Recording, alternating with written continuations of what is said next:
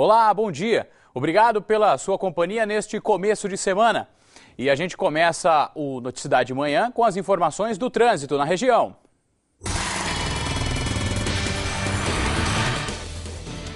Sete horas e 3 minutos. Se você vai sair de casa, vai saber agora toda a movimentação do trânsito. E quem vai nos trazer essas e outras informações é o repórter Pedro Leão. Bom dia, Pedro.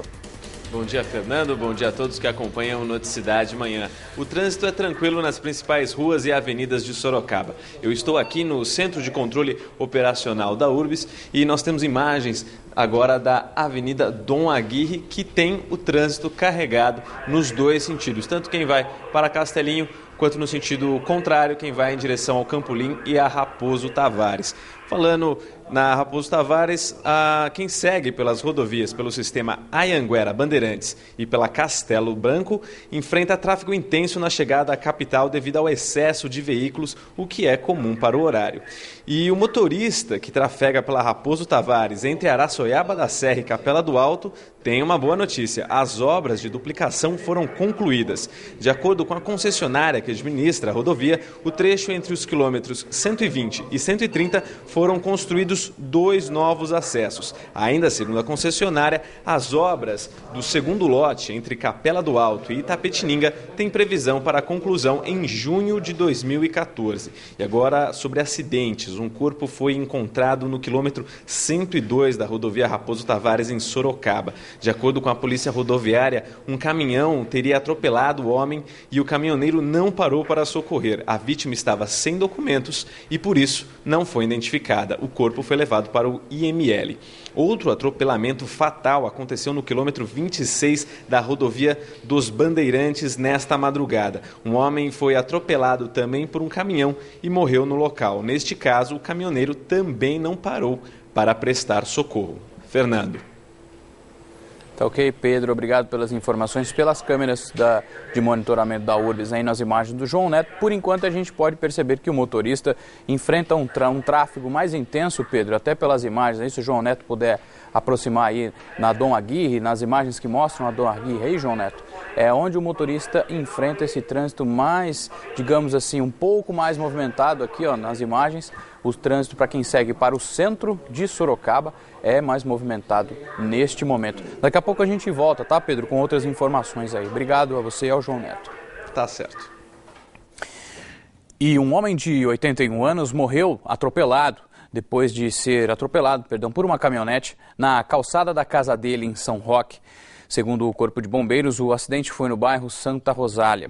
O idoso chegou a ser levado para o pronto-socorro da cidade, mas não resistiu. Um exame na Santa Casa confirmou que o motorista do veículo havia ingerido álcool.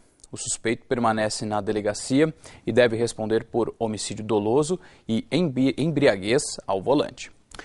Também em São Roque, um taxista foi vítima de uma tentativa de roubo. Segundo a Polícia Militar, ele foi chamado para atender uma corrida no centro de Ibiúna. Durante a viagem de volta a São Roque, as 4 pessoas que se passaram por passageiros, entre elas 2 menores de 16 anos, anunciaram o assalto. Um dos suspeitos estava armado.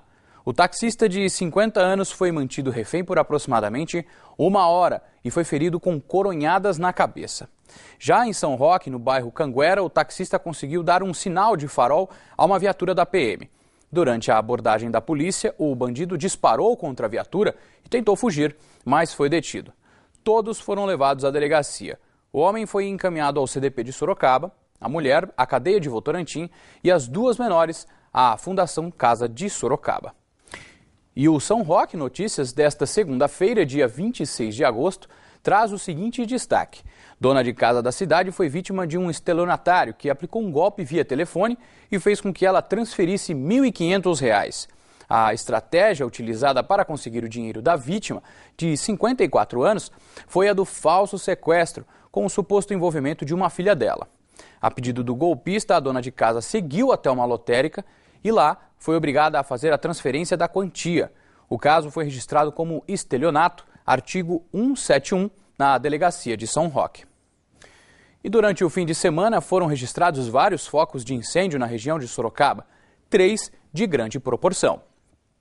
O final de semana foi marcado por vários incêndios na região. Na rodovia Castelo Branco, em Itu, as chamas destruíram boa parte da vegetação. Já no bairro Aparecidinha, em Sorocaba, os bombeiros combateram o fogo próximo a uma casa. Perto do Parque Tecnológico da cidade, um incêndio de grandes proporções destruiu uma área próxima de eucaliptos. E uma casa também pegou fogo na tarde deste domingo, na Vila Zacarias, em Sorocaba. Segundo o Corpo de Bombeiros, as chamas se espalharam rapidamente. A casa ficou totalmente destruída. Um gato, animal de estimação, morreu queimado. Ninguém da família ficou ferido. Os bombeiros não souberam informar a causa do incêndio.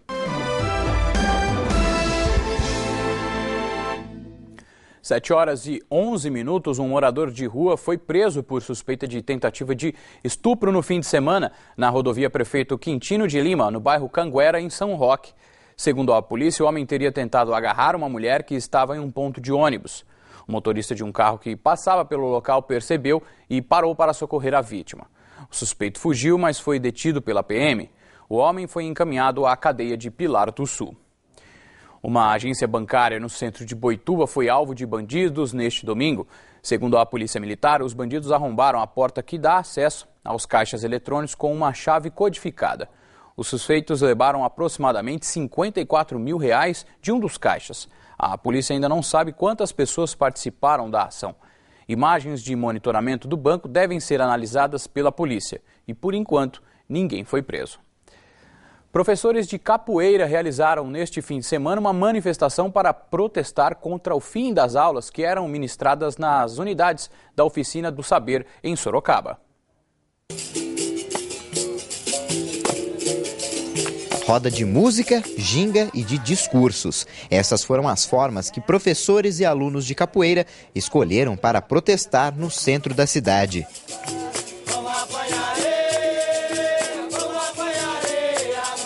Eles são contra a interrupção de aulas em unidades da Oficina do Saber desde o último dia 17. Esta professora afirma que ela e outros colegas ficaram desempregados com a decisão do Poder Executivo. Muito triste, porque tanto com os professores como as crianças sofreram muito, como eles acabam tendo um vínculo com o professor. Gabriel, de 9 anos, agora sente falta da atividade. Era a aula que eu mais gostava. A gente tocava vários instrumentos, aprendia vários golpes. Agora está mais desanimado. É uma forma que eles tinham, né, de aprender a respeito ao próximo, além do próprio esporte.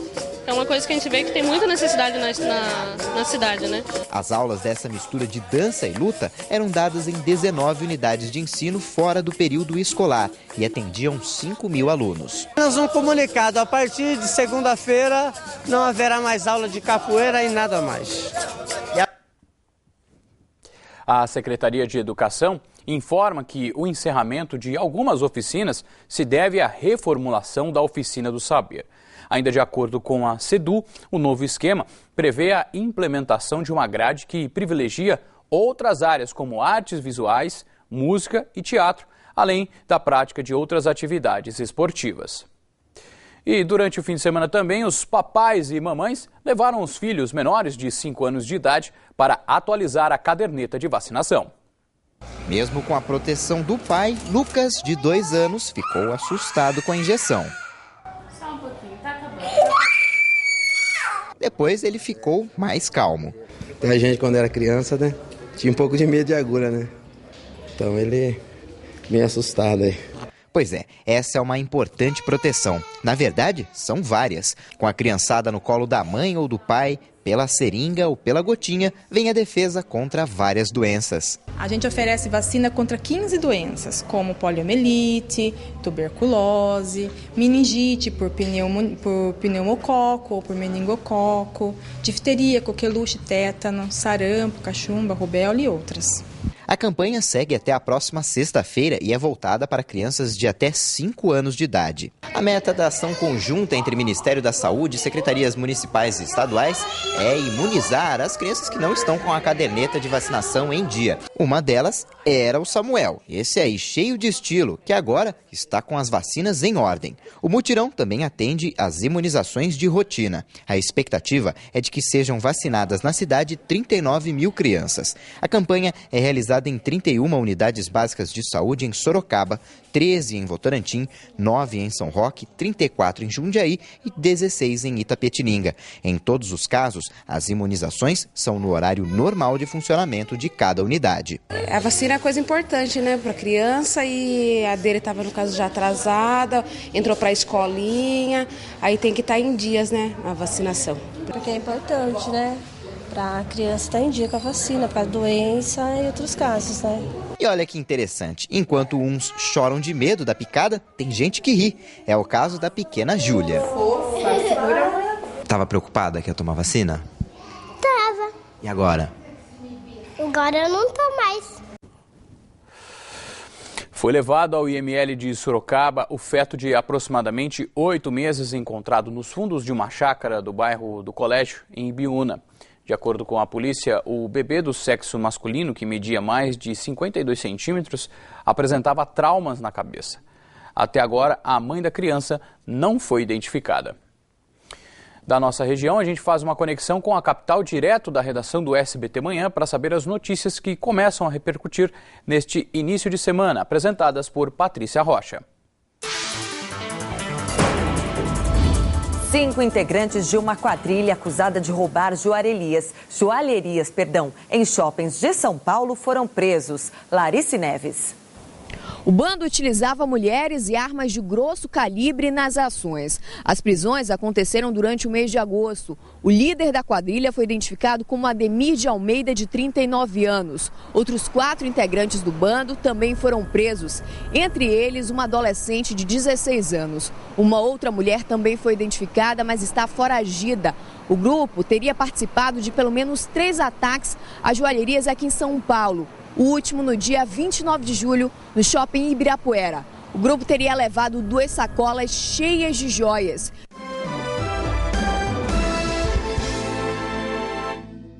Sete horas e 19 minutos, seja bem-vindo ao Noticidade Manhã. Para você que está chegando e ligando a televisão agora, já está valendo o 9º dígito para os telefones com DDD 15, utilizados para ligações em nossa região. Agora, quem precisa ligar para celulares deve acrescentar o 9 antes do número do telefone. Além do 15, todos os DDDs de São Paulo também tiveram um acréscimo do 9º dígito. De acordo com a Anatel, nos próximos 100 dias ainda será possível realizar as ligações sem o número 9 à frente. As alterações de DDDs em São Paulo começaram em julho do ano passado com o código 11. A medida visa aumentar o número de linhas de telefonia móvel. De olho na Copa do Mundo, o Sebrae lança alguns cursos à distância para capacitar micro e pequenos empresários. A oportunidade é voltada também para quem pretende abrir o próprio negócio. Quem tem os detalhes é o repórter Pedro Leão novamente. Pedro. São cursos na área de turismo e gestão empresarial e o melhor, que é tudo de graça. Sobre este assunto eu converso agora com Carlos Alberto de Freitas, que é gerente regional do Sebrae. Carlos Alberto, bom dia. Bom dia. O que a pessoa aprende nesses cursos? Bom, ele vai ter conceitos básicos, né, em questão de gestão empresarial, né, focados também no turismo, em alimentação fora do lar, turismo receptivo, informações diversas, né, sobre a questão da gestão do seu negócio. Quem pode participar? Então, a gente tem cursos tanto para empresários constituídos quanto para futuros empresários. Esses cursos de turismo e alimentação e meios de hospedagem, eles são para empresários, né? Mas a gente tem diversos cursos para futuros empreendedores também. São quantas vagas disponíveis? Então, os cursos são totalmente abertos, né? E as vagas elas estão disponíveis durante o ano todo, né? É só a pessoa se inscrever no www.ead.sebraesp.com.br e fazer a sua inscrição. O que precisa para se inscrever? Na verdade, para quem é empresário precisa do CNPJ e para quem é futuro empresário do CPF. São cursos à distância, a pessoa só precisa ter contato com o computador. Exatamente, o mais importante é assim, os cursos à distância, eles oferecem uma comodidade, uma praticidade para aquelas pessoas que têm pouco tempo durante o dia e só tem alguns tempos vagos disponíveis. E aí ela pode fazer esse curso tanto durante os horários disponíveis que ela tem, quanto no final de semana. Quanto tempo dura esses cursos? Esses cursos, eles têm em média duração de 8 até 16 horas. Tem um certificado para quem conclui? Exatamente, existem certificados e a pessoa pode fazer download da apostila. É uma boa oportunidade. E ainda falando sobre empreendedorismo, esta semana o Sebrae está com um ciclo de palestras. Isso, a gente também tem um ciclo de palestras gerenciais, né, que acontecem todas as semanas, né?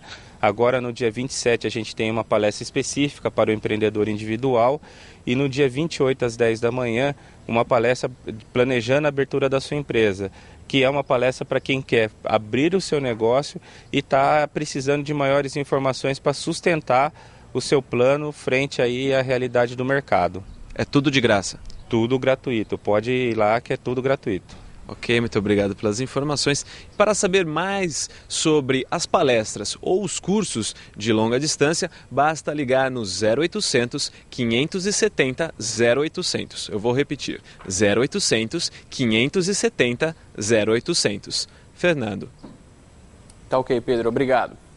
E se você não é um empresário nem um microempresário, papel e caneta na mão, porque é hora de conferir as oportunidades de trabalho disponíveis nas cidades da região.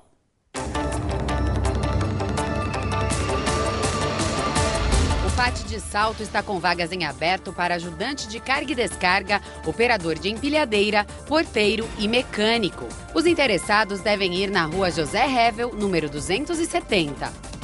Já o Pátio de Itapetininga oferece vagas para analista de crédito, analista de laboratório, instalador de som e professor de inglês. O Pátio da cidade fica na rua Coronel Afonso, número 790. O atendimento é de segunda a sexta-feira, das 8 da manhã até as 4 horas da tarde. Em Várzea Paulista, as oportunidades são para promotor de vendas, jardineiro, inspetor de qualidade e estoquista. O atendimento ao público é feito na rua José Dias de Castro, número 160, na Vila São José. No Pátio de Itupeva existem vagas em aberto para operador de empilhadeira, desenhista, assistente financeiro e vigilante. O Pátio da cidade fica na rua Emancipadores do município, número 470.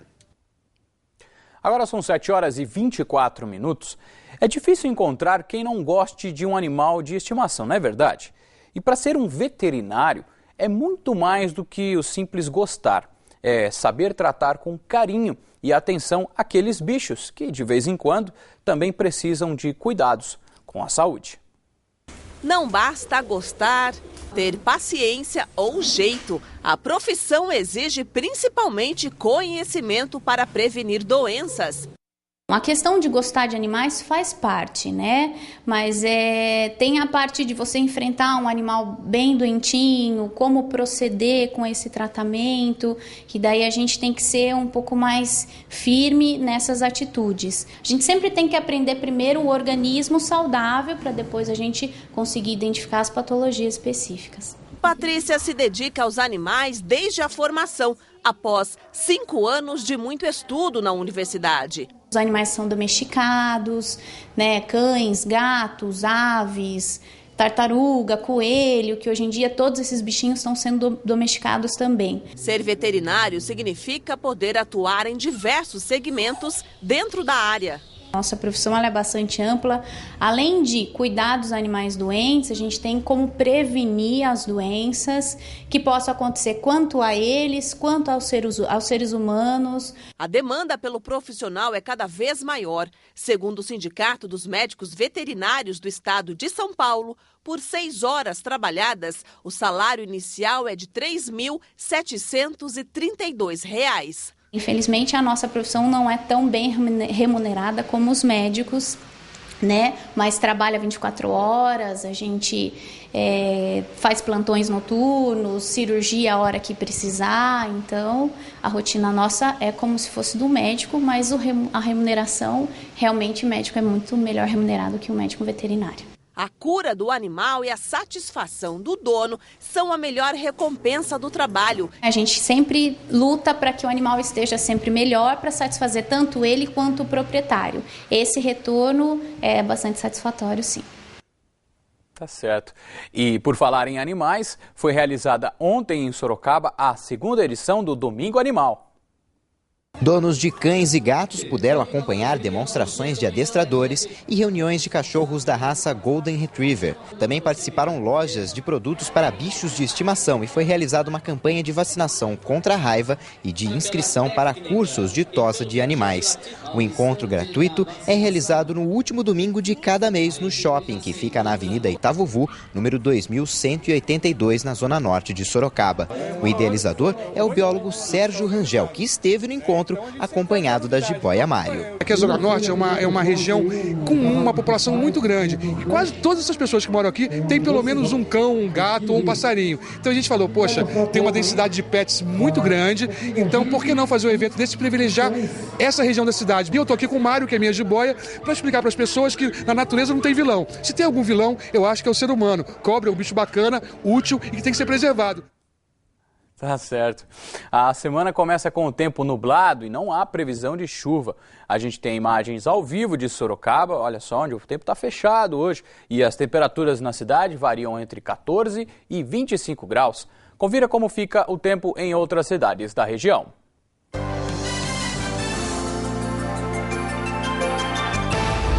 Em Itapetininga, as temperaturas variam entre 14 e 24 graus. Tietê tem mínima de 15 e a máxima não passa dos 26. Mesma máxima prevista para Jundiaí. Em Araçoiaba da Serra, a mínima deve ser de 13 e a máxima chega aos 25 graus.